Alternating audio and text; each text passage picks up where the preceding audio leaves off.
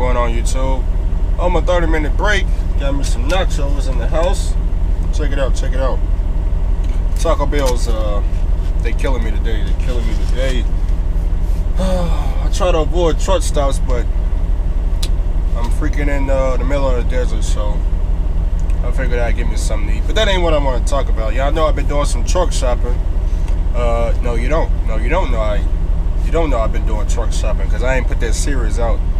But if you go to my channel and you go to playlists, if you go to my playlist, you'll see some new playlists, but they don't have any videos yet. So sooner or later, them videos, I'll try to release them probably at the end of the year, one at a time. But I've been shooting videos, different videos, trying to show y'all other things that I'm doing. But check out these trucks. Check out these trucks. First up, we got the 1998 Kenworth W900 large. At least I think that's what the L stand for, but I don't know. They want $19,900 for it.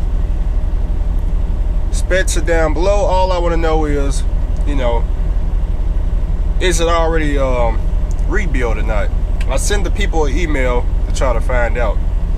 Do they got a rebuild motor or not? Other than that, let's go to the next truck.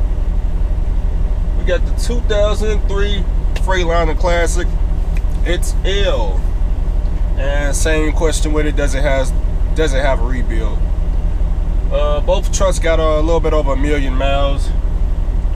Actually, the Freightliner don't say, but I'm pretty sure it got over 1 million miles. They only want $22,900, so I don't plan to buy it 100% in cash, but I plan to put at least 50% down. Like I said, I'm waiting for them to get back to me with the email.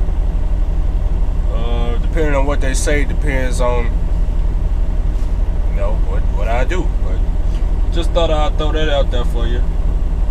This is in Nashville too, where I live. But other than that, just wanted to give y'all that update.